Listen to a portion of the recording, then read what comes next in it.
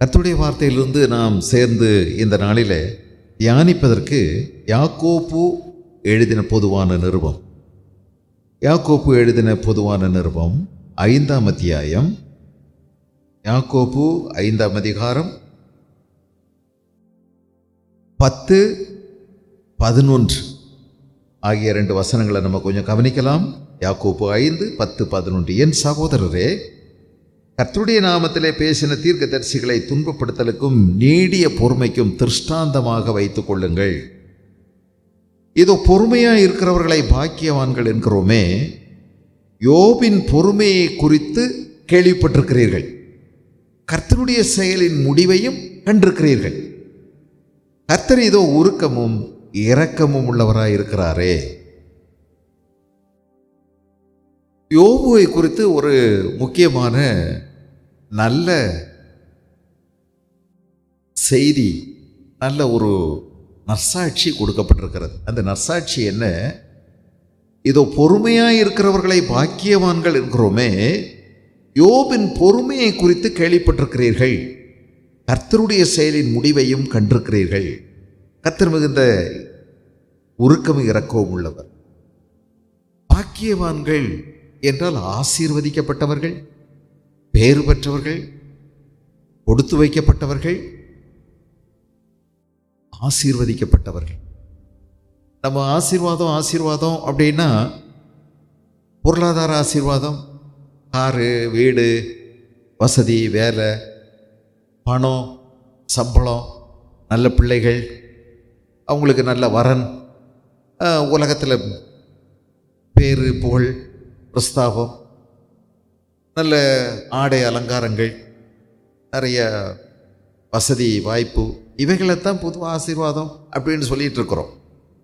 அப்போ இதுக்காக ஆண்டவரை ரொம்ப தேடவும், அவரை எப்படியாவது பிடிச்சு அவர் காலை பிடிச்சி இதெல்லாம் கிடைக்குமான்னு நம்ம முயற்சி எடுக்கிறதுலையும் நிறைய கவனம் செலுத்துகிற கிறிஸ்தவங்க இருக்கிறாங்க. ஆண்டவரை என்ன ஆசீர்வதியும், என்ன ஆசீர்வதியும், என்ன ஆசீர்வதியும் அப்படின்னு சொல்லும். ஆனால் என்ன ஆசீர்வதியும் அப்படிங்கிறத விட ஆபிரகாமுக்கு சொன்னார், நீ ஆசீர்வாதமாக இருப்ப அப்படின்னார். அதுக்கு ஒரு பெரிய வித்தியாசம் இருக்குல்ல, நீ ஆசீர்வாதமாக இருப்ப அப்படின்னு. என் பணம் இல்லை, நான் போட்டிருக்கக்கூடிய என்னுடைய எனக்கு இருக்கக்கூடிய ஆஸ்தி அந்தஸ்துகள் இல்லை, நான் ஆசீர்வாதமாக இருக்கணும், நான் ஆசீர்வாதமாக இருக்கணும். யோபு ஆசீர்வாதமாக இருந்திருக்கிறார், யோபு பாக்கியவானாக இருந்திருக்கிறார். யார் ஆசீர்வதிக்கப்பட்டவன்? கர்த்தருடைய வேதத்தின்படி நடக்கிற உத்தம மார்க்கத்தார் பாக்கியவான்கள், அவர்கள் தான் ஆசீர்வதிக்கப்பட்டவங்க. உங்கள் சிந்தையில் அதனால் பொருளாதார ஆசீர்வாதங்கள், உலக ஆசீர்வாதங்கள், இவைகளை எல்லாம் தூக்கி ஓரங்கட்டிட்டு வேதவசனம் என்ன சொல்லுதோ அந்த ஆசீர்வாதங்களை தேடுங்க, மேலானவைகளை, இல்லையா? துன்மார்க்கருடைய ஆலோசனையில் நடவாமலும், பாவிகளுடைய வழியில் இல்லாமலும், பரியாசக்கார் உட்காரும் இடத்தில் உட்காராமலும், கர்த்தருடைய வேதத்தில் பிரியமாயிருந்து இரவும் பகலும் அவருடைய வேதத்தில் தியானமாயிருக்கிற மனுஷன் ஆசீர்வதிக்கப்பட்டவன். ஆசீர்வதிக்கப்பட்டவன்.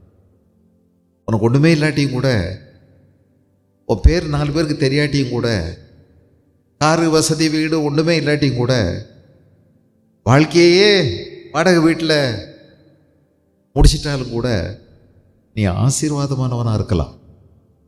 அதுதாங்க ஒரு பெரிய முக்கியம்.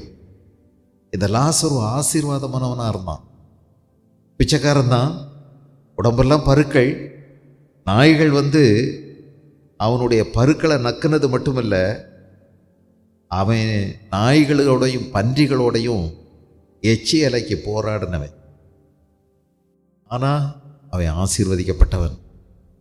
அங்கிட்டு போகும்போது ஆத்துமாவை குறித்த ஒரு அறிவு இந்த பெரிய ஐஸ்வர்யவானுக்கு இல்லையே என்று சொல்லி அவனுக்கு சொன்னான்.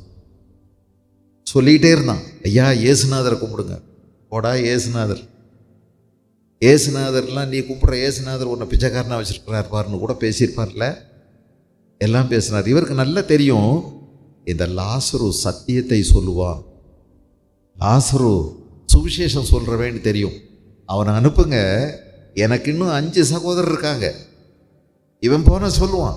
அந்த நம்பிக்கை எப்படி வந்துச்சு? பிச்சைக்காரனா எச்சி இலைக்கு நாயோட பன்றியோட போட்டி போட்டுட்டு இருக்கும்போது தேவனுடைய அன்பை குறித்து அவன் சொல்லிகிட்டே தான் இருந்தான். எது ஆசீர்வாதம் பார்த்தீங்களா?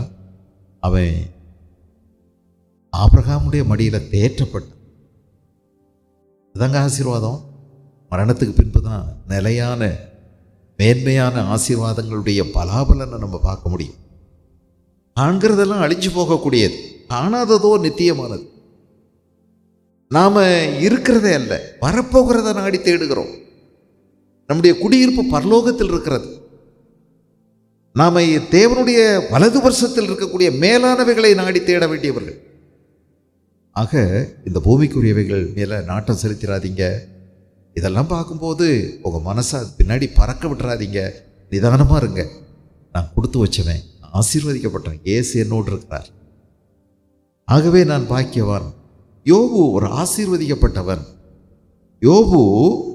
யோபின் பொறுமையை குறித்து கேள்விப்பட்டிருக்கிறீர்கள். பொறுமையாக இருக்கிறவர்கள் பாக்கியவான்கள் என்கிறோமே. யோபு பொறுமையாக இருந்தாரா? யோபனுடைய உபத்திரவம் எதிர்பாராமல் ஏற்பட்டது. நல்லா இருந்தார், வாழ்ந்து சுகமாக இருந்தார், செழிப்பாக இருந்தார், ரொம்ப உயரமான ஸ்தானத்தில் இருந்தார். அந்த பகுதியில் அவருடைய பேச்சை கேட்க எல்லாரும் ஆவலாக இருந்தாங்க. அவர் பேசும்போது மற்றவங்க எல்லாரும் வாயை பொத்திக்கிட்டாங்க. எல்லாரும் அவருக்கு பேசும்போது எழுந்து நின்னாங்க. அவ்வளவு பெரிய உயர்ந்த மனிதனாக இருந்தவர் எதிர்பார்க்கவே இல்லை. அவருடைய வாழ்வில் பல பேரிடிகள் விழுந்தது. பயங்கரமான அடி இல்லைங்க, இடி. அவருடைய சொத்து அத்தனையும் பறிபோனது, எல்லாம் அழிக்கப்பட்டது. சொத்தெல்லாம் அழிக்கப்பட்ட பிறகு அவருக்கு இருந்த 10 பிள்ளைகளும் ஒரே நேரத்தில் வீடு இடிந்து விழுந்து அத்தனை பேரும் கல்லுகளினால் நசுங்குண்டு அன்றைக்கு ஒரே நாளில் செத்து போயிட்டாங்க. ஒருத்தரை கூட காப்பாற்ற முடியலை, ஒருத்தரும் பிழைக்கலை, காயங்களோட கூட தப்பிக்கலை. 10 பேருக்கும் ஒரே நாள் அடக்கம் செய்ய வேண்டியதாயிற்று. அழுதார் அழுதார் அழுதார். ஆனால் நம்பிக்கையோடு அழுதார், பொறுமையோடு அழுதார். அழலாம், அழக்கூடிய விதமாக ஆண்டவர் நம்மை உருவாக்கி இருக்கிறார். அழணும். இயேசு கிறிஸ்து அழுதார். 2-3 இடத்துல அழுததாக எழுதியிருக்கு. லாசருடைய கல்லறை பக்கத்தில் போன போது அழுதார். எதை நினைச்சு அழுதார்? ஐயோ செத்து போயிட்டானேன்னு நம்ம நினச்சி போயிட்டானே, இனி திரும்பி வரமாட்டானே நலலை. பாவத்தின் அகோரம், பாவத்தின் கொடுமை, இந்த உலகத்தில் பிசாசினால் வந்திருக்கக்கூடிய கொடூரங்கள், அதெல்லாம் நினச்சி தான் அவர் அழுதார். எருசலேம் பட்டணத்துக்காக அழுதார். கெத்செமனே தோட்டத்தில் அழுதார். அழலாம், நம்பிக்கையோடு அழலாம், பொறுமையோடு அழுதார். அப்பெல்லாம் சொன்னார், பொறுமையை பாருங்க, கர்த்தர் கொடுத்தார், கர்த்தர் எடுத்தார், கர்த்தருடைய நாமத்துக்கு ஸ்தோத்திரம் அப்படின்னு சொல்லி அழுதாருங்க. கொஞ்ச நாளாச்சு, அவருடைய உடல் சுகம் அத்தனையும் எடுக்கப்பட்டது. அவருடைய சரீரம் முழுவதும் பருக்கள், கொப்பளங்கள் ஏற்பட்டது. அந்த கொப்பளங்கள் அவருடைய எலும்புகளை இருந்து துளைத்து கொண்டு வெளியேறியது. வேதனையாய் துடித்தார். தூங்க முடியலை, சாப்பிட முடியலை, ஒன்றுமே செய்ய முடியலைங்க. அரிப்பு அரிப்பு அரிப்பு அரிப்பு. ஓட்டை எடுத்து சொரிந்து கொண்டு உருண்டு பிறண்டு அழுது துக்கத்தோடு ஆண்டவரை நோக்கி ஜெபித்து கொண்டே இருந்தார். யோபுடைய வாழ்க்கையில் ஜெபம் எப்போதுமே இருந்து கொண்டிருந்தது. ஆண்டவரை நோக்கி தான் ஜெபிப்பார். அவர் தன்னுடைய பிறந்த நாளை சபிச்ச போதும் ஆண்டவரை நோக்கி ஏறெடுத்த ஜெபந்தான். அதுவுமே எப்போவுமே ஜெபந்தான். ஆண்டவரை நான் எங்கே பார்ப்பேன்? என் நியாயத்துக்காக யாராவது வழக்காடுவாங்களா? யாராவது ஒரு வக்கீல் இருக்க மாட்டாங்களா? எனக்கும் அவருக்கும் இடையில சமரசம் செய்வதற்கு யாராவது இல்லையா? இப்படி தான் கேட்டுக்கிட்டே இருந்தார். கொடுமை தாங்க முடியலை.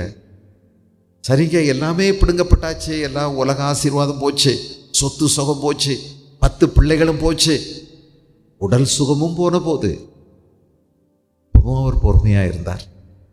மனைவி ஓடி வந்தா, இவனுடைய துன்பத்தை கண்டபோது, என் மனுஷா இன்னுமா நீ அவர் மேல நம்பிக்கை வச்சிருக்கிற, உன் தேவனை நம்பி இருக்கிற? அவரை தூஷித்து ஜீவனை விடு அப்படின்னு சொன்னபோது அவளுக்கும் தாங்க முடியல. அவள் நல்லா தான் இருக்கா. அவளுக்கு பிள்ளைகள் போனதெல்லாம் பெரிய வேதனை, சொத்தெல்லாம் போனது பெரிய வேதனை. சரி, புருஷன் இருக்கிறாருன்னா புருஷனுக்கு இந்த நிலைமை எல்லாம் போச்சு. இனி என்ன இருக்குது வாழ்க்கையில்? விரக்தி, வேதனை. சரீரம் நல்லா தான் இருக்குது. ஓடி வந்து சொன்னான். அப்பமும் அவள் என்ன சொன்னார் தெரியுமா? அழுதுகிட்டே சொன்னார், பொறுமையோடு சொன்னார், நம்பிக்கையோடு சொன்னார், நீ பைத்தியக்காரி பேசுகிறது போல பேசுகிறாய். கர்த்தரிடத்திலிருந்து அநேக நன்மைகளை பெற்ற நாம் தீமைகளையும் பெறக்கூடாதோ அப்படின்னு சொன்னார்.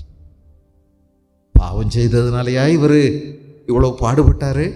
இல்லைங்க, யோபு பாவம் செய்ததுனால இந்த உபத்திரவங்களுக்கு உட்படுத்தப்படவில்லை.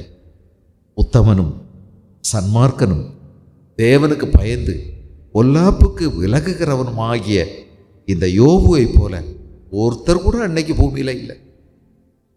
எப்படி நோவா ஒரு விதிவிலக்காக வாழ்ந்தாரோ, நோவா தன்னுடைய குடும்பத்தை கர்த்தருக்குள்ள பாதுகாத்து கொண்டாரோ, அதுபோல யோபு தன்னையும் தன் குடும்பத்தையும் கர்த்தருக்குள்ள பாதுகாத்து இருந்தார். அவருடைய 10 பிள்ளைகளையும் கர்த்தருக்காக வளர்த்தினார், கர்த்தருக்குள்ள காத்து கொண்டார். நல்ல ஒரு குடும்பத்தை கட்டியிருக்கிறார். நல்ல மனுஷன். சில நல்ல மனிதர்களுக்கு நல்ல குடும்பம் அமைவதில்லை, அமைச்சுக்கிடுறதில்லை. தாவீது ஒரு நல்ல மனுஷன்தான், தேவனுக்கு பிரியமானவர் தான், ஆண்டவருடைய இருதயத்துக்கு ஏற்றவன் தான். குடும்ப வாழ்க்கையில் தோல்வி தானே. குடும்ப வாழ்க்கை ரொம்ப தோல்வியான ஒரு வாழ்க்கை. ஆனால் யோபு மேன்மையானது. அவருடைய குடும்பத்தை நல்லா கர்த்தருக்குள்ள பாதுகாத்து கொண்டு.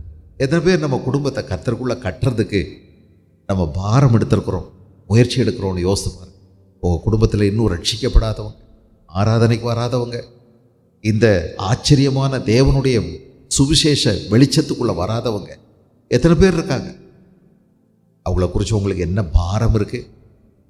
சோறு கொடுக்கறது, அவங்களுக்கு சாப்பாடு, அவங்களுக்கு துணிமணி, அவங்களுக்கு தேவை, அவங்களுக்கு செருப்பு, பார்க்க என் பிள்ளைகள் அந்தஸ்தாக இருக்கணும், நல்லா கொடுத்துருக்கணும், நல்லா படிக்கணும், நல்லா இருக்கணும் அப்படின்னு கனவு காண்ற நீங்கள் அவங்க கர்த்தருக்கு பயந்து நடக்கணும், தெய்வ பக்தி அவங்கள்ட்ட இருந்து வெளிப்படணும் அப்படிங்கிற பாரம் உங்களுக்குள்ள எத்தனை பேருக்கு இருக்குன்னு எனக்கு தெரியலை. உங்கள் பெற்றோர்கள் எப்படியாகலும் கர்த்தரை அறிஞ்சு போகணுமே, அதான் ரொம்ப முக்கியமானது. கடைசியாக ஒரு நேரம் அவரை நோக்கி கூப்பிட மாட்டாங்களா? அந்த ஆத்மா ரட்சிக்கப்பட்டுறாதா? நீங்கள் பாரத்தோடு ஜெபிச்சிங்கன்னா நீங்கள் ஜெபம் பண்ணுறவங்களுடைய அந்த ஆத்மா கெட்டு போகாமல் ஈடேறதை நீங்கள் பார்ப்பீங்க, ரட்சிக்கப்படுறதை நீங்கள் பார்ப்பீங்க. நீ கர்த்தராகிய இயேசு விசுவாசி, அப்பொழுது நீ உன் வீட்டாரும் ரட்சிக்கப்படுவீர்கள். யோபு பொறுமையோடு கூட அவர் பேசுகிறார். இதுக்கு பிறகு நீங்கள் பார்த்தீங்கன்னா 13வது அதிகாரம், யோபுனுடைய புஸ்தகம் 13வது அதிகாரத்தில் 15வது வசனத்தை பாருங்க. யோபு 13:15. அவர் என்னை கொன்று போட்டாலும் அவர் மேல் நம்பிக்கையாயிருப்பேன், ஆனாலும் என் வழிகளை அவருக்கு முன்பாக ரூபகாரம் பண்ணுவேன். அவர் என்னை கொன்று போட்டாலும் நான் அவர் மேல் நம்பிக்கையாயிருப்பேன். இது என்னங்க? இது வெறும் விசுவாசம் இல்லை, இது வெறும் விசுவாசம் இல்லை. விசுவாசம்ங்கிறது என்ன? ஆண்டவர் என்னை விடுவிப்பார், ஆண்டவர் எனக்கு இரட்டிப்பான ஆசீர்வாதங்களை கொடுப்பார், ஆண்டவர் திரும்பமா என்ன சுகமாக்குவார், என்னை மேன்மைப்படுத்துவார். இதெல்லாம் விசுவாசம். ஆனால் இது அவர் என்னை கொன்று போட்டாலும் நான் அவர் மேல் நம்பிக்கையாக இருப்பேன் என்பது என்னது தெரியுமா? இது வெறும் விசுவாசம் இல்லை. நான் சொல்கிற வார்த்தையை நீங்கள் கவனிங்க. இது நன்றி விசுவாசம். இது ஒரு நன்றி விசுவாசம். என்னை கொன்று போட்டால் அவர் மேல் நம்பிக்கையாக இருப்பேன். காரணம், அவர் எனக்கு ஒரு நல்ல தகப்பன், எனக்கு இதுவரைக்கும் நல்லது தான் செஞ்சிருக்கிறார், ஒரு நாளும் எனக்கு தீமை செஞ்சதே கிடையாது. இப்பேற்பட்ட நல்லவரை நான் எப்படி விட்டு கொடுப்பேன், எப்படி விட்டு பிரிவேன்? இப்போ எனக்கு புரிய மாட்டேங்குது, அவர் தான் இதை செஞ்சாரா இல்லை வேற ஏதாகலும் எனக்கு எதிராக நடக்குதா, புரியலை அவருக்கு. ஆனால் அவர் என்னை கொன்று போட்டாலும் அவர் மேல் நம்பிக்கை. சாத்ராக், மேஷாக், ஆபேத்நேகோ அவங்களுக்கு ஒரு விசுவாசம் இருந்தது. ராஜாட்ட பேசுகிறாங்க, இந்த அக்கினி சூளைக்கு அவர் எங்களை தப்புவிப்பார் அப்படிங்கிறது விசுவாசம்.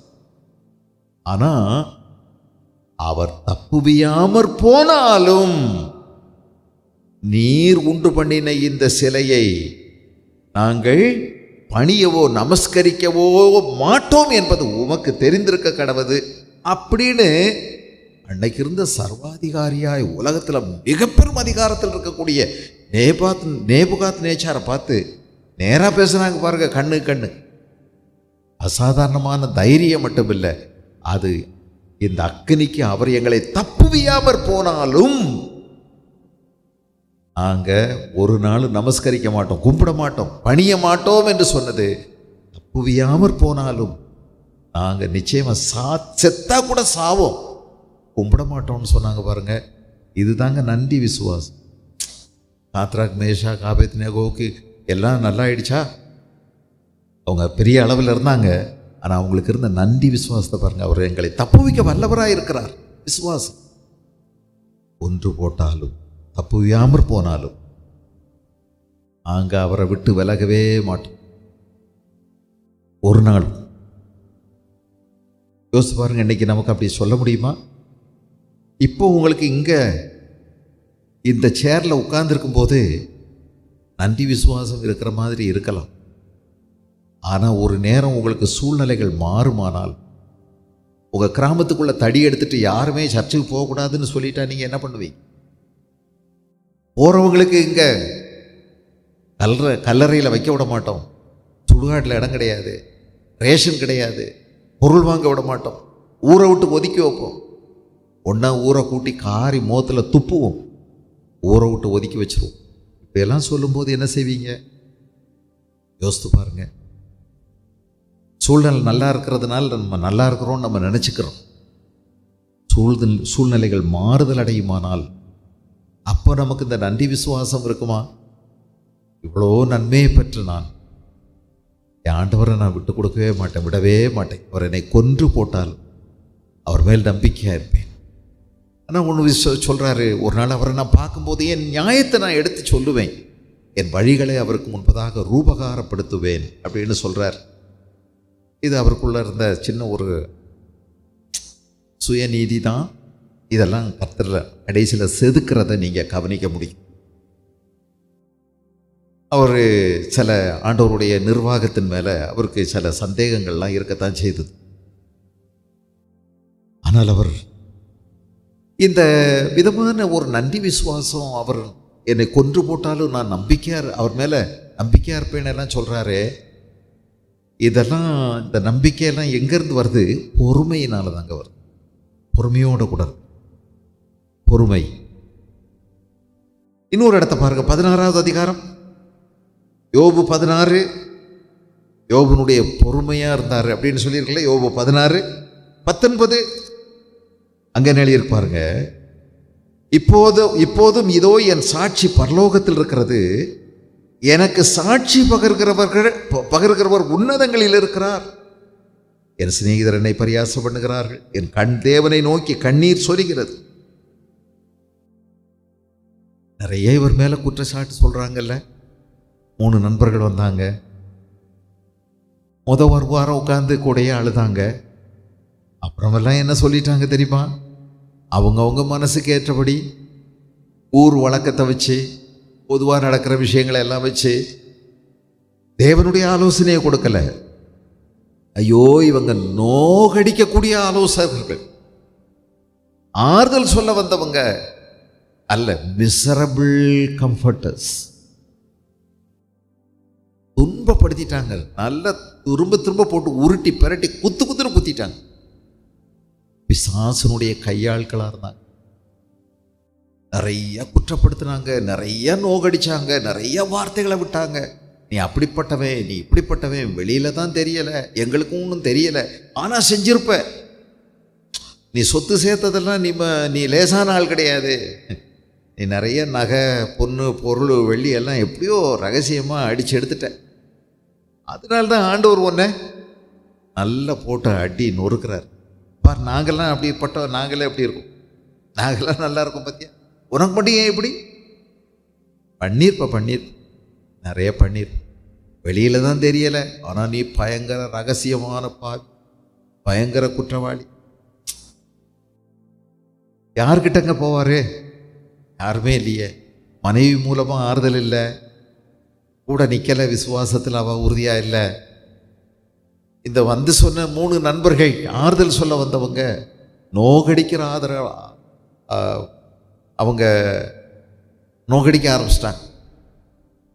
ஆறுதல் சொல்கிறவங்களா மாறிட்டாங்க. யாரும் இல்லையே. அதான் சொல்கிறாரு, எனக்குன்னு ஒருவர் சாட்சி பகர்கிறார், பரலோகத்தில் இருக்கிறார். இப்போதும் என் சாட்சி பரலோகத்தில் இருக்கிறது. எனக்கு சாட்சி பகர்கிறவர் உன்னதங்களில் இருக்கிறார். பொறுமையாக இருக்கிறார். அவருக்கு ஒரு நம்பிக்கை இருக்கு. ஒரு நாள் விடியல் ஏற்படும், ஒரு நாள் ஒரு மாற்றம் வரும் அப்படின்னு நம்புறார். இந்த நம்பிக்கை எங்கேருந்து உண்டாகுது? பொறுமையாக இருக்கிறதுனால. அவசரப்பட்டிருந்தா என்ன ஆயிருக்கும்? இல்லை, வெண்ணெய் திரண்டு வர்றதுக்குள்ள தாலி உடஞ்சி போச்சுன்னா, நம்ம அவசரப்படாமல் இருக்கிறது, ரொம்ப நிதானமாக இருக்கிறது எவ்வளோ முக்கியம். வாயினால் பாவம் செய்யாமல் இருந்தாரே, வாயினால் பாவம் செய்யலை, ஆண்டவருக்கு விரோதமாக தூஷிக்கலை, பிசாசுக்கு இடம் கொடுக்கவே இல்லை. எவ்வளவு போட்டு நொறுங்க அவர் உபத்திரவமும் துன்பமும் அடைந்த பொழுதிலும், பிசாசினால் நொறுக்கி உடைக்கப்பட்ட போதிலும் பொறுமையை காத்து கொண்டார். 19:25 பாருங்க. யோபு 19:25. என் மீட்பர் உயிரோடு இருக்கிறார் என்றும் அவர் கடைசி நாளில் பூமியின் மேல் நிற்பார் என்றும் நான் அறிந்திருக்கிறேன். என் மீட்பர் உயிரோடு இருக்கிறார் என்றும் அவர் கடைசி நாளில் பூமியின் மேல் நிற்பார் என்றும் நான் அறிந்திருக்கிறேன். என் மீட்பர் உயிரோடு இருக்கிறார், என் மீட்பர் உயிரோடு இருக்கிறார். நான் நாளுக்கு நாள் செத்து போயிட்டே இருக்கேன். என் சரீரம் கொஞ்சம் கொஞ்சமாக அழுகி நாற்றம் எடுக்கிறது. ஆனால் என் மீட்பர் உயிரோடு இருக்கிறார். ஏன் தெரியுமா? அவர் உயிரோடு இருக்கிறபடினால். இயேசு ஒரு வார்த்தை சொன்னார், நான் பிழைக்கிறபடியினால் நீங்களும் பிழைப்பீர்கள். நான் பிழைக்கிறபடினால் நீங்களும் பிழைப்பீர்கள். Because I live you shall live. நீயும் வாழ்வாய். இந்த கிரஹாம் ஸ்டெயின்ஸ் 1999 ஆண்டு மனோகர்பூரில், ஒரிசாவில் தொழுநோயாளிகள், 100கணக்கான தொழுநோயாளிகளை வச்சு பராமரித்து அவங்கள சுகமாக்கி அவங்களுக்கு மறுவாழ்வு கொடுத்து அவங்க பிள்ளைகளை படிக்க வச்சு அவங்களா வாழ்ந்துட்டு இருந்த கிரஹாம் ஸ்டெயின் ஒரு நாள் இரவில் பஜ்ரங்தள் என்று சொல்லக்கூடிய கும்பலால் அவர் படுத்திருந்த ஜீப்பில் அவரும் அவருடைய 2 பிள்ளைகளும் சுத்திலையும் நிறைய வைக்கோலை போட்டு பெட்ரோலை ஊற்றி தீ வச்சிட்டாங்க. அதோ திறந்துட்டு அவசரமாக வெளியே வந்துடலாம் அப்படின்னு சொல்லி அவர் முயற்சி பண்ணார். எல்லாம் அள்ளி போடும்போது தான் முழிச்சிட்டாரு. பெரிய கம்பை வச்சு இடித்து விடமாட்டேன் கெஞ்சி பார்த்தார், என் பிள்ளைகளையாவது விடுங்கன்னு. விடமாட்டேன்ட்டாங்க. உள்ளே வச்சே ஜன்னல் வழியாக குத்துனாங்க, தீ வச்சாங்க. 3 பேரும் கட்டிப்பிடிச்சு ஒரே கறிக்கட்டையாக மாறிட்டாங்க. பிச்சு எப்படியோ வச்சு 3 குழியில் வச்சு அடக்கம் பண்ணாங்க. இப்போ ஒரு பாட்டு பாடணும். என்ன பாட்டு பாடுறது அப்படின்னா, அன்னைக்கு கிளாடிஸ் அம்மா பாடின பாட்டு, அவர் ஜீவிக்கிறபடினால் நானும் ஜீவிக்கிறேன் அப்படிங்கிற பாட்டை தான் அன்னைக்கு பாடினாங்க. Because he lives.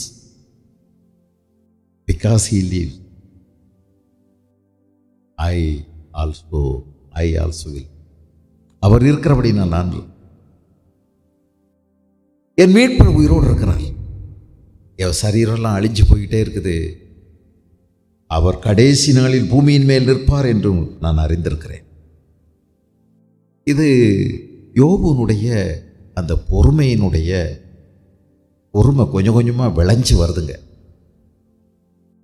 பூமியில் போடக்கூடிய விதைகள் அது செடியாகவோ மரமாகவோ மாறி பூத்து காய்த்து அது நல்ல பழங்களாக கொடுக்கறதுக்கு நாள் எடுக்குது. அதே மாதிரி பொறுமையும் வேத வசனத்தினால் உண்டாகிறது. இந்த வேத வசனத்தினால் உண்டாகும் பொறுமை என்று நீங்கள் ரோமர் 15வது அதிகாரத்தில் படிப்பீங்க. இந்த பொறுமை விளையணும், உங்களுக்குள்ள விளையணும். எப்படிப்பட்ட சூழ்நிலை அதுக்கு வேணும்? உபத்திரவம், துன்பம், பாடுகள், நெருக்கடிகள், இதுதான் அதுக்கு. மழை, தண்ணி எல்லாமே அதான். இந்த சூழ்நிலையில் அது விளையணும். இப்படி விளைய விளைய விளைய விளைய இந்த யோபுக்குள்ளே எல்லாருக்குள்ளேயும் அது அவ்வளோ பலன் கொடுத்துறாது. நிறைய பேர் பொறுமை இல்லாமல் விட்டுட்டு ஓடிடுவாங்க, இயேசுவை விட்டுட்டு போயிடுவாங்க. ஐயையோ முடியாது. இயேசு கிறிஸ்துவ சிலுவையில் அறையிறதுக்காக கொண்டு போகும்போது பயங்கரமான கூட்டம், நிறைய கூட்டங்க. இந்த இயேசு அடிக்கடி ஏதோ ஒரு வீட்டுக்கு வந்திருப்பார் போல இருக்குல்ல, அந்த மேல் வீட்டறை, அந்த வீட்டறையில் அதில் ஒரு சின்ன பையன் இருந்திருப்பான் போல இருக்கு. அதிகாலை நேரம், ராத்திரி தான் இயேசுவை கைது பண்ணியிருப்பாங்க போல இருக்குது. நடுராத்திரி விடியறதுக்குள்ள 2-3 இடத்துல விசாரணை முடிச்சிட்டாங்க. அன்னைக்கு இருந்த பிரதான ஆசாரியனுடைய வீடு, அன்னைக்கு இருந்த பிரதான ஆசாரியனுடைய மாமனார் வீடு, அவர் எக்ஸ் பிரசிடென்ட், முன்னமே இருந்தவர், அண்ணா காய்பா அவங்க வீட்டில். அப்புறம் ஆலோசனை சங்கம் கூடிருச்சு, அதில் வேறு விசாரணை எல்லாம் முடித்து இவர் கொலை செய்யப்படணும் அப்படின்னு 3 விசாரணை முடிஞ்சு போச்சு விடுகிறதுக்குள்ள. அதுக்கடுத்து திரும்ப 3 விசாரணை, 6 இடத்துல விசாரணை. இயேசுவை பயங்கர கூட்டம், எல்லாரும் பேசுகிறாங்க. இயேசுவை கைது பண்ணிட்டாங்களாம். இயேசுவை கைது யார்? எந்த இயேசு? நாசரேத்தூர் தச்சனுடைய மகன் இயேசு. இந்த தொழிலாளிகளை எல்லாம் சோமாக்குறாரு அவர். ஆமாம், அவர் தான். இந்த பெரிய ஒருத்தர் சீமோன் இருந்தார், பரிசேயன், குஷ்டரோகியா இருந்தார், அவனு குருடன்னு அவரே தான். செத்தவன உயிரோடு அவரே தான். அப்படியா? ஏன்? எதுக்கு தெரில. சிலுவையில் அறைய போகிறேன். இந்த மேல் வீட்டில் இயேசுநாதர் அடிக்கடி வந்திருப்பார் போல இருக்கா. அதில் ஒரு சின்ன பையன் திடுத்துப்புன்னு தூக்க வரியில் எழும்புனவன், ஆமாம் நம்ம வீட்டுக்கு தானே இயேசு வந்திருக்காரு போயிருக்காரு, அவரே அடிக்க போகிறாங்க. போரை எடுத்து டப்பு மூடிக்கிட்டு அப்படியே படுக்கையிலேருந்து பல்லு விளக்கலை, மோத்தையும் கழுவலை, தலையும் மாறலை, ஒரே ஓட்டமாக ஓடி போனான். அங்கே போய் இயேசுவை முண்டி அடித்து உள்ளே போய் பார்த்தா இயேசுவை கைது பண்ணி கட்டி கொண்டுட்டு போகிறாங்க. திடீர்னு அங்கே கலவரம் ஆயிடுச்சு. அங்கிட்டுக்கிட்டும் நெருக்கடி, விரட்டி அடிக்கிறாங்க. இவன் என்ன பண்ணிட்டான்? ஓட்டத்தில் மேலேருந்து போர்வை விலகி போயிடுச்சு. துண்டைக்கானும் துணியை காணும்னு ஆளை விட்டால் ஓடி போயிட்டான். அப்படி ஒரு சம்பவம் எழுதியிருக்கு. ஆனால் இன்னார்னு எழுதலை. இவர் தாங்க இந்த மார்க் எழுதின சுவிசேஷத்தில் அந்த சுவிசேஷத்தை எழுதினவர். பேர் சொல்லலை, ஆனால் மார்க்கில் தான் எழுதியிருக்கு. ஏன் அதை சொன்னார்? இதான் மார்க். கொஞ்ச நாள் கழித்து இதை வீட்டுக்கு பேதுரு அடிக்கடி போகிறாரு. இந்த மார்க்குவை பக்குவமாக இயேசுராஜா கிட்ட வழி நடத்திட்டார். இவர் இயேசுவை சொந்த ரட்சகராக ஏற்றுக்கொண்டார். இந்த மார்க் ரொம்ப துடுதுடுப்பான வாலிபர். பவுல், சீலா எல்லாம் முதல் தங்களுடைய மிஷினரி பயணத்தை ஆரம்பிக்கும் போது இந்த மார்க்கையும் கூட்டிகிட்டு போகிறாங்க. இந்த மார்க்கு தடவை அம்மாவை விட்டு தூரமான இடத்துக்கு போகிறாரு. ரொம்ப தீவிரமான, தைரியமான, பயங்கரமான ஊழியக்காரங்க 2 பேர், பவுலும் சீலாவும். எதுக்கும் துணிஞ்சவங்க, உயிரை ஆண்டவருக்குன்னு தியாகம் பண்ணியிருக்காங்க. உயிர் போனாலும் போகுது, ஆண்டவரை அறிவிக்கிறது தான் முக்கியம். என் பிராணனையும் நான் எண்ணேன், எப்படியாவது எல்லாரும் இயேசுவை பற்றி அறியணும் அப்படின்ட்டு போகிறாரு. நம்ம வாலிப தம்பிக்கு மார்க்குவுக்கு தாக்கு பிடிக்கலைங்க. போனார் சுற்றி சுற்றி அடிக்கிறது காற்று, எங்கிட்டும் போக மாட்டாங்க படகு. ராத்திரியெல்லாம் அங்கே கிடக்குறாங்க கடலில். திசை எங்கே இருக்குது தெரியலை. சாப்பாடு சாப்பிட்டா வாந்தியாக எடுக்குது. இந்த படகுல அங்கே இங்கே ஆடுறத பார்த்தா ஒரே வாந்தி தான். ஆள் ரொம்ப மெலிஞ்சு போயிட்டார். அம்மா ஞாபகம் வந்துருச்சு. அம்மா பக்கத்தில் உட்காந்து சாப்பிடுன்னு போடுறது, திரும்ப அப்புறம் வாயை தடைச்சி விடுறது, கை கழுவி விடுறது, எல்லாம் ஞாபகம் வந்துருச்சு. அம்மா போய் பார்ப்பனா, இனி அம்மாவை பார்க்கணும், வீட்டு ஞாபகம். நான் போகிறேன்ட்டார். நான் போகிறேன். இடையில ஓடி போயிட்டார். ஊழியத்தை விட்டே வேண்டான்ட்டு ஓடி போயிட்டார். 2வது மிஷினரி பயணம் ஆரம்பிக்குது. இந்த மார்க்கை கூட்டிகிட்டு போகணும்னு திரும்பவும் பர்னபாஸ் சொல்கிறாரு, ஐயோ இவன் ஆகவே இவன் வேண்டாம், இவன் ஊழியத்துக்கு லாயக்கில்லை, விட்டுட்டு ஓடினவன், பொறுமை இல்லை, இவன்ட்ட ஒழுக்கம் இல்லை, ஆண்டவருக்காக வைராக்கியம் கிடையாது இவனுக்கு, வேண்டாம், இவனை கொண்டு போகக்கூடாது, நான் கூட்டிட்டு போனால் நமக்கு பெரும் செலவு, நம்ம மனசையும் கெடுத்துருவான். பெரிய சண்டை வந்துருச்சு. மார்க்கை விட்டுட்டு போயிட்டார். இவரை கூட்டிகிட்டு பர்னபா தனியாக போகிறார். ஆனால் பெரிய உபயோககரமான ஒரு மனுஷனை மாற்றிட்டார். நிறைய நேரங்களில் பொறுமை இல்லாமல் போயிடும். ஆனால் இன்னொருத்தர், யாரோ ஒருத்தர் 2வது ஒரு வாய்ப்பு கொடுத்து அந்த பையனை மாற்றிட்டாங்க. இயேசுராஜா சொல்கிறாரு, முடிவு பரியந்தம் நிலைத்திருப்பவனே ரட்சிக்கப்படுவான். இந்த பொறுமைங்கிறதுக்கு இந்த முடிவு பரியந்தம் விடாமல் உறுதியாக பிடிச்சிருக்கார். பிடின்னா உடும்பு பிடின்னு சொல்லுவாங்க பாருங்க, அது மாதிரி உறுதியாக இருப்பது, இது ரொம்ப முக்கியம். விடாப்பிடியா உறுதியாக இருக்கிறது. நம்ம வாகனங்களெல்லாம் உருவாக்கின பிறகு இந்த வாகனம் பரிசோதனைக்கு உட்படுத்துகிறாங்க. இந்த வாகனம் எந்த சூழ்நிலை போய் மோதினாலும் உடையாது, அல்லது இப்படி விபத்துக்கள் ஏற்பட்டாலும் உள்ளே இருக்கிறவங்களுக்கு பாதுகாப்பு இருக்கும் அப்படின்னு எல்லாம் சொல்லி அதை பரிசோதனைக்கு உட்படுத்துகிறாங்க. அந்த பரிசோதனையில் அது பாஸ் ஆகிடுச்சு அப்படின்னா, நின்று நிலச்சிருச்சுன்னா அதை விளம்பரப்படுத்துகிறாங்க. எல்லாரும் அந்த மாதிரி வண்டிகளை வாங்குறாங்க. எந்த ஒரு பொருளானாலும் அது அந்த பலம் இருக்குதா, இவ்வளோ பலத்தை அது தாங்குமா அப்படின்னு சொல்லி பரிசோதனைக்கு உட்படுத்துகிறாங்க. இதே மாதிரி நம்முடைய பலம் பரிசோதனைக்கு உட்படுத்தப்பட வேண்டும். நம்முடைய பொறுமை பரிசோதனைக்கு உட்படுத்தப்பட வேண்டும். எப்போ? உபத்திரவங்களில் தான். ரோமர்கள் எழுதின நிருபம் 5ஆம் அதிகாரத்தில், ரோமர் 5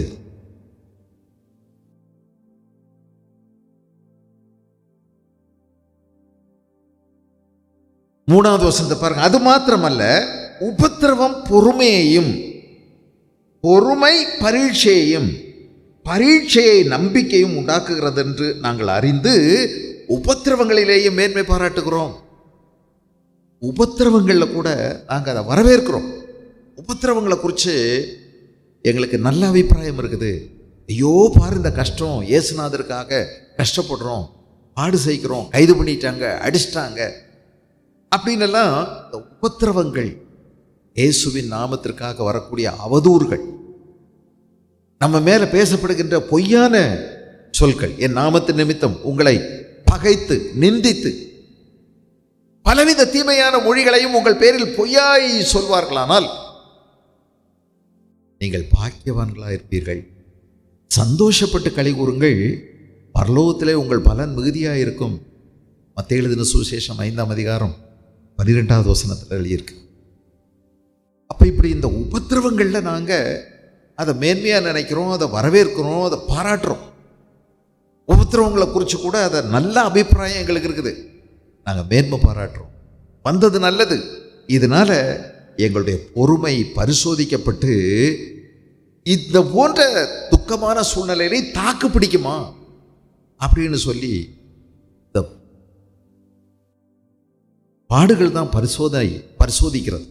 உபத்திரவங்கள் தான் பொறுமையை பரிசோதிக்கக்கூடிய நல்ல ஒரு வாய்ப்பு. அதனுடைய உறுதித்தன்மை என்ன அப்படிங்கிறது பரிசோதிக்கப்படும். யோபனுடைய வாழ்க்கையில் அவர் வச்சிருந்த தேவன் மீது வச்சிருந்த அந்த பொறுமை, தேவன் செயல்படுவார், தேவன் நிச்சயமாய் காரியங்களை மாறுதலாய் அமைப்பார், தேவன் அவருடைய நீதியை விளங்கச் செய்வார் என்று அவர் வைத்திருந்த அந்த நம்பிக்கை இந்த பொறுமையினால் உறுதிப்படுத்தப்படுகிறது. இந்த பொறுமை பரிசோதிக்கப்பட இந்த பொறுமையினுடைய உறுதித்தன்மை வெளிப்பட்டது. பொறுமை உறுதியாக இருந்ததுனால, அவர் சூழ்நிலைகளில் பொறுமையாக இருந்ததுனால நம்பிக்கை உறுதியாக இருந்துச்சு. பொறுமை இல்லைன்னா நம்பிக்கையும் போயிடும், விசுவாசமும் அலசடிப்பட்டு. பொறுமையாக இருந்தார். அவருடைய பொறுமையை பாதுகாக்கிறது யாருன்னா ஆண்டவர் தாங்க. ஏதோ இவருடைய திறமை இல்லை. நமக்குள்ள விசுவாசத்தை துவங்குறவர் யாருன்னு நினைக்கிறீங்க? ஏதோ நீங்களா நிப்பாட்டி வச்சிருக்கீங்கன்னு நினைக்காதீங்க. நான் தேவனை விசுவாசித்தேன். நமக்குள்ள விசுவாசத்தை துவங்குகிறவரும் அவரே, முடிக்கிறவரும் அவரே. அவர் துவங்கிட்டார், அவர் தான் துவங்குறார். இதை நம்ம பாதுகாக்கவும் அவர் ரொம்ப கரிசனையாக இருக்கிறார். அவர் நம்மை காத்துக்கொள்ள வல்லவராக இருக்கிறார், முற்றுமுடிய ரட்சிக்க வல்லமை உள்ளவராக இருக்கிறார். அவர்கிட்ட தான் நம்மளை வழுவாதபடி காக்கவும், நம்முடைய மகிமையுள்ள சன்னிதானத்திற்கு முன்பதாக நம்மை மாசற்றவர்களாய் நிறுத்தவும் வல்லமை உள்ளவர். தாம் ஒருவரே ஞானமுள்ளவருமாய் இருக்கிற அவர் சர்வ வல்லமை உள்ள தேவன். அவர் உங்களை பாதுகாக்க முடியும். உபத்திரவம் நமக்கு பொறுமையை இன்னும் உருவாக்குது, வலுப்படுத்துது, நம்முடைய பொறுமையை பரிசோதிக்குது. பொறுமையாக இருக்கிறவங்களை பாக்கியவான்கள் என்கிறோமே. யோபனுடைய பொறுமையை பாருங்க, எவ்வளோ பொறுமையாக இருந்தார். யோபு ஒரு நல்ல உயிர் சிற்பம், திருஷ்டாந்தம். நமக்கு முன்னாடி இருந்த உயிரோட்டமான ஒரு மனுஷன், வாழ்ந்த ஒரு உண்மையான மனுஷன். 14வது அதிகாரம் நீங்கள் கவனிச்சிங்கன்னா எசேக்கியேல் 14 எசேக்கியேல் 14 அங்கே யோபுவை பற்றி எழுதியிருக்குது. அப்பொழுது நோவா, தானியேல், யோபு ஆகிய 3 புருஷரும் அதன் நடுவில் இருந்தாலும் அவர்கள் தங்கள் நீதியினால் தங்கள் ஆத்மாக்களை மாத்திரம் தப்பிப்பார்கள் என்று கர்த்தராகிய ஆண்டவர் சொல்லுகிறார். நோவா, தானியேல், யோபு. 20வது வசனம் பாருங்க. நோவாவும் தானியேலும் யோபுவும் அது நடுவில் இருந்தாலும் அவர்கள் தங்கள் நீதியினால் தங்கள் ஆத்மாக்களை மாத்திரம் தப்புவிப்பார்களே அல்லாமல் குமாரனையாகிலும் குமாரத்தியாகிலும் தப்புவிக்க மாட்டார்கள் என்று என் ஜீவனை கொண்டு சொல்லுகிறேன் என்பதாய் கர்த்தராகிய ஆண்டவர் உரைக்கிறார். நோபு ஒரு உயிர் சிற்பம், கற்பனையான காவியமான ஒரு கதை அல்ல, உண்மையான ஒரு சரித்திரத்தில் வாழ்ந்த ஒரு மனுஷன். யோபு, தானியேல், நோவா, அந்த வரிசையில் யோபு வந்திருக்கார். யோசிச்சு பாருங்க, ஒருவேளை நோவாவுக்கு அடுத்து யோபு வாழ்ந்திருக்கலாம். தானியேல் ரொம்ப பிந்தி தான் வாழ்ந்தார். ஆனால் இவங்கெல்லாம் ரொம்ப உறுதியான மனிதர்கள். சிங்க கெபியில போட்ட போதும் உறுதியாக இருந்தார் தானியேல். ரொம்ப பொறுமையை காத்துக்கிட்டார். தினசரி அவர் தன்னுடைய ஜெப வேளையை விட்டு கொடுக்கவே இல்லை. தெரியும், ராஜாவினால ஒரு பெரிய மாற்ற முடியாத கட்டளை கையெழுத்தாயிற்று என்று அவருக்கு நல்லா தெரியும். 30 நாள் அளவும் ராஜாவை தவிர வேறு யாரையாவது வணங்கினால் அவர்கள் சிங்கக்கபியில் போடப்படுவார்கள் என்று ராஜாவினால் முத்திரை குத்தப்பட்ட சட்டம் அமலில் இருக்கிறது என்று தெரிந்தும் தன்னுடைய வழக்கம் போல் பலகணிகள், ஜன்னல்கள் திறந்திருக்க எருசலேமை நோக்கி 3 வேளையும் ஜெபத்தை ஏறெடுத்தார். விடவே இல்லை, தேவனை ஆராதித்தார். நேரம் வந்துச்சு, அவரை தூக்கி சிங்கக்கவியில் போட்டாங்க. பல நாள் சிங்கங்களை பட்னியாக போட்டிருக்கிறாங்க. எதிரிகளுடைய அந்த பெரிய ஆசை நிறைவேறணும் பாருங்க. பீஸ் பீஸ் ஆக்கிடணும், எலும்பு கூட இருக்கக்கூடாது காலையில். அந்த அளவுக்கு சிங்கங்களை பட்னி போட்டிருக்கிறாங்க. தூக்கி எரிஞ்சிட்டாங்க சிங்கக்கவியில். சாயங்காலம் போட்டாங்க. காலையில் எலும்பு கூட இருக்காது அப்படின்னு நினச்சிட்டு ராஜா ஓடுறாரு பாருங்க. ராஜாவினுடைய சகல நிர்வாகமும் கவனிச்சவர் தானியேலுங்கிற ஞானமுள்ள ஒரு மனுஷன். அவருக்கு தான் எல்லா ரகசியமும் தெரியும். ராஜா சும்மா பேருக்கு தான், அவர் வெறும் கூஜா. உண்மையான ராஜா இவர் தான். 5 ராஜாக்களுக்கு கீழே பிரதம மந்திரியாக நீண்டகால அனுபவத்தோடு இருக்கக்கூடிய கிட்டத்தட்ட 85 வயதான ஒரு மனிதர் தானியேல்.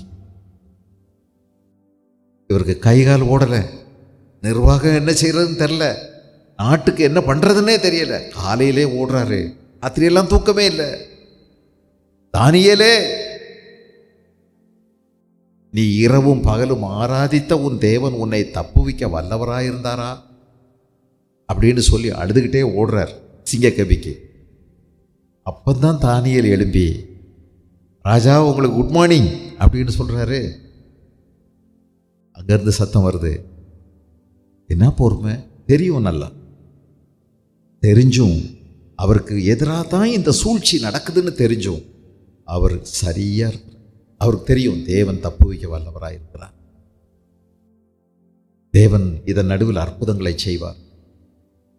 அவருக்கு தன்னுடைய நாட்டை ஆண்டவரிடத்தில் வழி நடத்தணும்னு ஆசை. தான் காப்பாற்றப்படணுங்கிறதில்ல, இந்த பெர்ஷியர் மேதியருடைய ராஜாங்கம் தேவனுடைய பக்கமாய் திருப்பப்படணும். மத்திய சர்க்காரில் ஒருத்தன் இருந்து இப்படி ஆத்மபாரத்தோடு இருந்து ஆண்டவர்கிட்ட கேட்டால், நாடு சில நேரம் ஒரே நாளில் சட்டங்கள் மாற்றி எழுதப்படும். எழுதியிருக்காங்க அன்னைக்கு, பார்த்தீங்களா?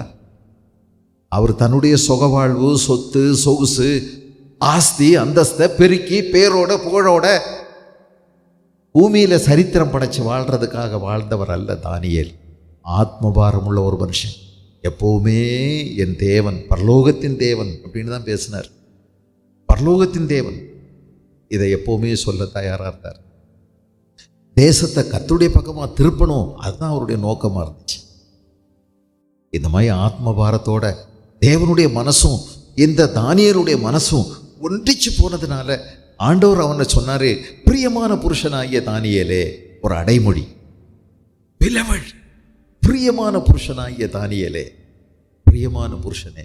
தானியேல்னு தேவதூதர்கள் கூட பேரை கூட சொல்லலை ஒரு தடவை கூட. தானியேல்னு முட்டையா பேர் சொல்லக்கூட தேவதூதர்கள் பயந்தார்கள். ஏன்னா கண்ணியம் அவர்களுக்கு பரலோகத்திலிருந்து கொடுக்கப்பட்டது. தானியேலே என்று கூப்பிடாம பிரியமான புருஷனே அப்படின்னு சொல்லியிருக்குங்க. சில இடத்துல பிரியமான புருஷனே, சில இடங்களில் பிரியமான புருஷனாகிய தானியேலே. இவ்வளவு நீளமாக பேரை சொல்லிக்கிட்டு இருக்கிறது, எவ்வளோ சீக்கிரம் சுருக்கமாக சொல்லணுமோ அப்படித்தானே சொல்லணும் பேர். பரலோகம் அவரை கண்ணியப்படுத்தியது, தேவன் அவரை கனப்படுத்தினார். காரணம், தேவனுடைய மனதும் தானியேலுடைய மனதும் ஒன்றாவே இருந்துச்சு. அன்னைக்கு இருக்கும்போதே உலகத்தினுடைய முடிவு என்ன, எப்படி இந்த உலகம் தேவனுடைய மகிமையினால் நிரப்பப்படும், தேவனை அறிகிற அறிவினால் இந்த பூமி எப்படி நிரப்பப்படும் என்பதையே கேட்டுக்கொண்டிருந்தார். அதனால் பூமியினுடைய முடிவை குறித்து அநேக ரகசியங்களை தானியேலுக்கு ஆண்டவர் வெளிப்படுத்தினார். யோவான் எழுதுறதுக்கு முன்னமே தானியேல் கிட்டத்தட்ட ரத்தின சுருக்கமாக எழுதிட்டாரே எல்லாத்தையும். ஆனால் அது முத்திரையிடப்பட்டது, இது வெளிப்படுத்தப்பட்டது. அந்த முத்திரை தான் வெளிப்படுத்தப்பட்டது, இது வெளிப்படுத்தப்பட்டது யோவானு. அந்த அன்னைக்கு முத்திரையிடப்பட்டது. இதை இப்போ முத்திரை வையே, உன் இளைப்பாறுதலுக்கு நீ திரும்பும் நேரம் வரும். அப்போ அது வெளிப்படுத்தப்பட்டது யோவானு. இவர்கள் எல்லாம் பொறுமையினால இவ்வளவு தூரம் தேவனை மகிமைப்படுத்தினதுக்கு காரணம் அவங்களுக்குள்ள இருந்த அந்த பொறுமை விளையுறதுக்கு பல பாடுகள், சோதனைகள், நெருக்கடிகள் அவர்களுக்கு இருக்கத்தான் செய்து. யாக்கோப்பு எழுதின நிருபம் 1வது அதிகாரத்தில், யாக்கோப்பு 1ஆம் அதிகாரம், அங்கே என்ன சொல்றார் பாருங்க, 3வது வசனம், உங்கள் விசுவாசத்தின் பரீட்சையானது பொறுமையை உண்டாக்கும். அப்போ உபத்திரவம் நல்லது தானா? நீங்க சில உபத்திரவங்களில் கடந்து போறீங்க, நீங்க செஞ்ச பாவத்தினாலேயா இருக்காது. அன்றியும் தேவபக்தியாய் நடக்க மனதுள்ள யாவரும் துன்பப்படுவார்கள். வீட்டுக்குள்ளேயும் தான் பெற்றோர்கள் பிள்ளைகளால, பிள்ளைகள் பெற்றோர்களால, மாமியார் மருமகளால, மருமகள் மாமியாரால, வீட்டுக்குள்ள தேவபக்தியாய் நடக்க மனதுள்ளவர்கள் துன்பப்படுவார்கள். எவ்வளோ நல்ல வீடாக இருந்தாலும் சரி, வீட்டுக்குள்ளேயும் இருக்கும், வெளியிலையும் இருக்கும், துன்பம் கட்டாயம் உண்டு. அன்றியும் நாம் துன்பப்பட வேண்டியது அவசியமாக இருக்கிறபடினால் கொஞ்ச காலம் பலவிதமான பாடுகள்னால நம்ம உபத்திரவப்படுகிறோம். அழிந்து போகிற பொன்னே அக்னியினால் பரிசோதிக்கப்படும் போது அழியாததும் விலையேறப்பட்டதுமாகிய உங்கள் விசுவாசம் பரிசோதிக்கப்பட்டு அது தேவன் ஒரு நாள் வரும் பொழுது, வெளிப்படும் போது நமக்கு புகழ்ச்சியும் மகிமையும் கனமும் உண்டாக காணப்படும்படி பரிசோதனைக்கு உட்படுத்தப்பட வேண்டும். ஒரிஜினலா இந்த தங்கம் உண்மைதானா, இவங்க வச்சிருக்கிற விசுவாசம் உண்மைதானா என்று பரிசோதிக்கப்பட வேண்டும். அதனால்தான் உங்களுக்கு சில விஷயங்கள் புரியாமலே நடந்துகிட்டு இருக்கு. ஏன் இப்படி? பொறுமையாயிருங்கள். பொறுமையினால் உங்கள் ஆத்மாக்களை காத்துக்கொள்ளுங்கள். ஆனால் இந்த சூழ்நிலை மாறுதலாக வரும். கட்டாயம் நாம பாடுகளுக்கு நம்ம பங்காளிகளா இருக்கிறோம். பாடு நமக்கு அவசியமா இருக்கு. நம்ம கிறிஸ்துவோடு கூட பாடுபட்டால் அவரோடு கூட நம்ம ஆளுகையும் செய்வோம். இது ஒரு பெரிய அழைப்பு. பாடு என்பது, பாடுகளுக்குன்னு சிலர் அழைக்கப்பட்டால் அது ஒரு பெரிய அழைப்பு. உங்களை என்னையும் பிடிச்சி ஜெயிலில் போடல பார்த்தீங்களா? ஆனால் சிலரை பிடிச்சி ஜெயிலில் போட்டிருக்கிறாங்க. ஜான் பனியன் ஒருத்தர் இருந்தார். வேதத்தை எடுத்து போதிச்சதுனால கிறிஸ்தவ நாட்டிலேயே அவரை பிடிச்சி ஜெயிலில் வச்சிட்டார். என்ன சொன்னாங்க தெரியுமா? பைபிளை நீ பேசக்கூடாது, மரியாளை பேசணும், மரியாள் வாழ்கன்னு சொல்லணும், பைபிளை நீ எப்படி பேசலாம் பிடிச்சி உள்ள வச்சிட்டாங்க. பாடுகளுக்கு அவர் பங்காளியானார். ஜெயிலில் இருக்கும்போது அங்கே தான் மோட்ச பயணம். ஆண்டவர் நிறைய சொப்பனங்கள் மூலமாக கிறிஸ்தவ வாழ்க்கையை பற்றிய ஒரு பெரிய கதையை சொல்லி கொடுத்தார். கிறிஸ்தவன் ஒருவன் மோட்ச பயணம் செய்கிறான்னா அவனுக்கு வாழ்க்கையில் ஏற்படுகிற பல்வேறு விதமான பக்கங்கள், கோணங்கள் எல்லாவற்றையும் அது வேதத்தோட ஒப்பிட்டு பார்க்க வச்சு ஒரு சொப்பனத்தை கொடுத்தார்.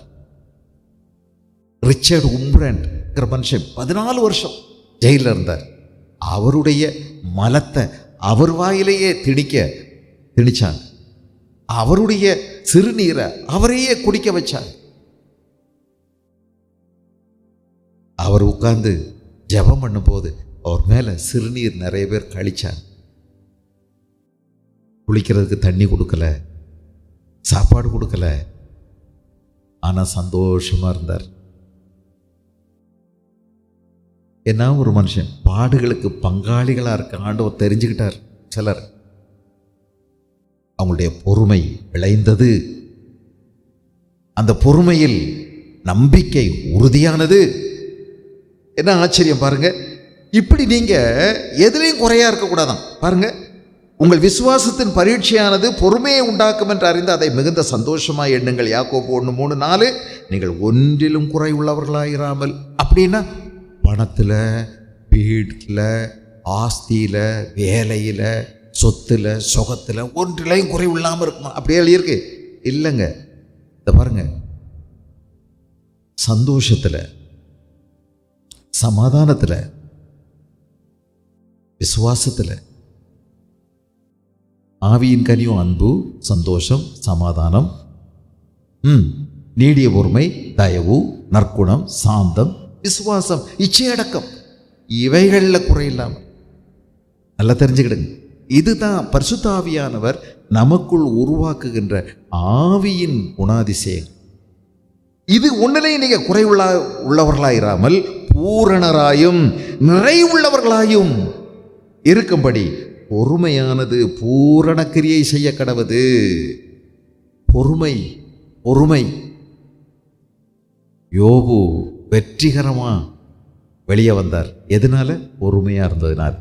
படிச்சு படிச்சு படிச்சு படிச்சு பொறுமையில பட்டம் வாங்கிட்டார். ஒவ்வொருவரும் ஒவ்வொரு விதத்தில் பட்டம் வாங்கியிருக்காங்க. தானியேல் பரிசுத்தத்தில் பட்டம் வென்றவர் தானே. எப்பவுமே தன்னுடைய இருதயத்தை தீட்டுப்படாதபடி காத்து கொண்டார். பணத்தை கையாளினாரு, ஆனால் இருதயத்தை காத்து கொண்டார். பணம் கையாடல் செய்யலை. பதவி அனுபவிச்சாரு, ஆனால் யாருக்கும் குழி பறிக்கலை. இவரா தேடி போல, எல்லாம் அவரை தேடி வந்துச்சு. எதுவுமே அவர் இந்த உலகத்தில் கையாண்டாலும் அதில் இல்லை, தேவனுடைய காரியத்தில் குறைவில்லாமல் இருந்தார், நிறைவாக இருந்தார். பொறுமை அவருடைய வாழ்வில் பூரண கிரியையை செய்தது. அவர் பரிசுத்தத்தில் பட்டம் வென்றார்.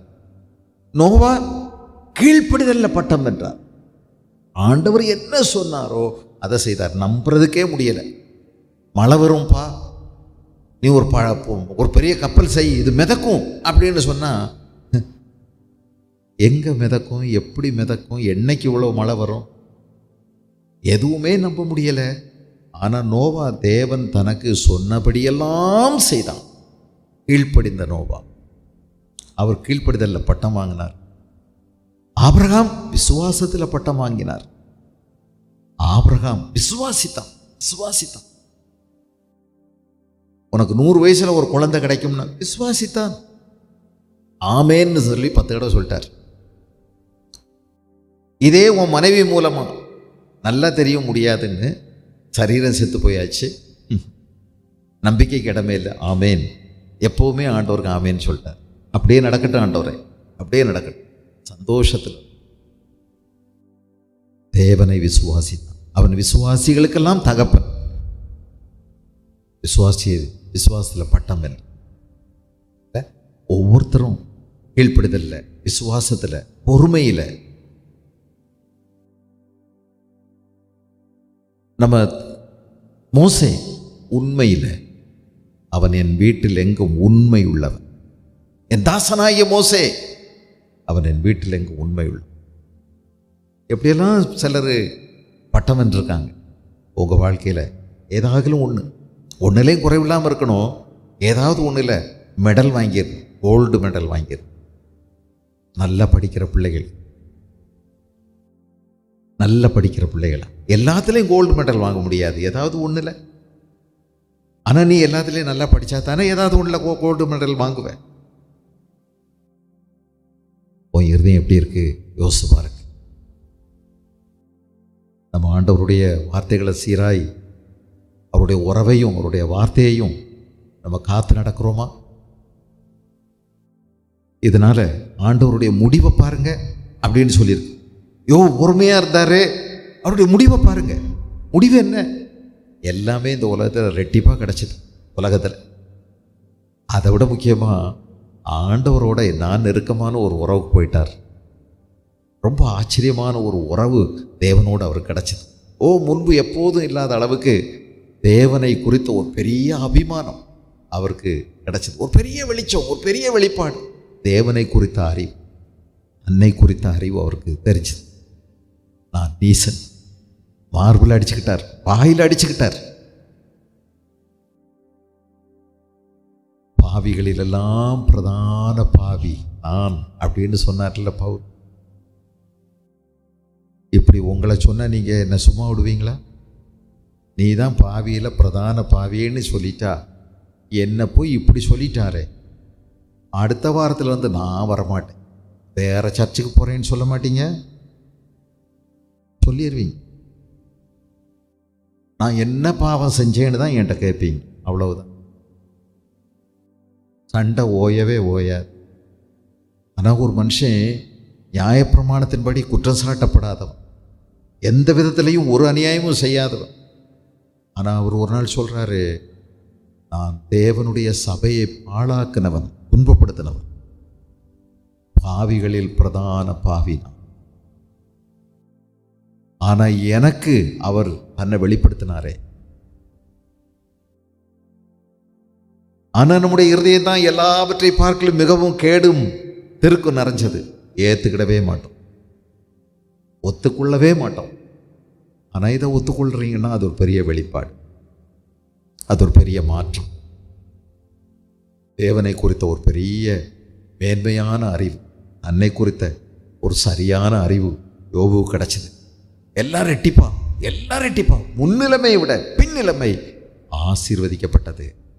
அவருடைய செயலின் முடிவை பாருங்க. பொறுமையாக இருக்கிறவர்கள் பாக்கியவான். பொறுமையினால உங்கள் ஆத்துமாக்களை காத்துக்கொள்ளுங்கள். பரிசுத்த ஆவியானவர் உங்களுக்கு இந்த பொறுமையை உங்கள் கூடயே இருந்து கற்றுக் கொடுத்து அதில் வளர்த்துவார். விசுவாசத்தில், உண்மையில், நீதியில், தாழ்மையில், பரிசுத்தத்தில் உங்களை பக்குவப்படுத்துவார். அவரோட கூட சேர்ந்துக்கிடுங்க. அவர் தான் நம்முடைய பார்ட்னர், அவர் தான் நம்முடைய சீனியர் பார்ட்னர், நம்முடைய அனுபவமிக்க ஒரு நல்ல துணையாளர் பரிசுத்த ஆவியானவர். அவர் நம்முடைய துணையாளர். He is our helper. நமக்கு உதவி செய்கிறோம். எல்லா இடத்துலையும் ஜெபத்துக்கு உதவி செய்வார், வேதவாசிக்கு உதவி செய்வார், பரிசுத்த வாழ்க்கைக்கு உதவி செய்வார், சோதனைகளில் உதவி செய்வார். இந்த ஆவியானவரை இறுக்கமாக பிடிச்சிக்கிடுங்க. போதகர் எப்பவும் கூட இருக்க மாட்டார், பைபிள் எப்பவும் கையில் இருக்காது. ஆனால் பரிசுத்த ஆவியானவர் உங்கள் கூட எப்போதுமே இருப்பார். அவரோட கூட நல்ல நெருக்கமான உறவை பாதுகாக்க நாள் முழுவதும் பிரயாசப்படுங்க. அவர் உங்களுக்குள்ள செதுக்குவார். பொறுமை வரணும்னா பொறாமை, எரிச்சல், கோபம், கசப்பு எல்லாவற்றையும் செதுக்குவார். விட்டு கொடுங்க, சரின்னு சொல்லுங்க. அவர் சொல்றதெல்லாம் ஆமோதிங்க. நீங்கள் ஒன்றிலும் குறைவில்லாதவர்களாய், எல்லாவற்றிலும் நிறைவுள்ளவர்களாயும் பூரணராயும் இருக்கணும்னு ஆண்டவர் விரும்புகிறார். யோபு ஒருவேளை பொறுமையில் தான், ஆபிரகாம் ஒருவேளை விசுவாசத்தில் தான், தானியேல் ஒருவேளை பரிசுத்தத்தில் தான், மோசே ஒருவேளை உண்மையில் தான். நீங்கள் எல்லாத்துலேயும் சேர்த்து மொத்தமாக எல்லாத்துலேயும் நீங்கள் மெடல் வாங்கணும், எல்லாத்துலேயும் நீங்கள் சிறப்பாக இருக்கணும், எல்லாத்துலேயும் நீங்கள் சென்றம் வாங்கணும், சகலத்துலேயும் 100க்கு 100 வாங்கணும். இது ஆவியானவர் நம்ம குறித்து வச்சிருக்கக்கூடிய ஏக்கம், ஆசை. உங்கள் விருப்பம் போல இதில் நீங்கள் வளர்ந்து போகலாம். ஆண்டவர் நமக்கு உதவி செய்ய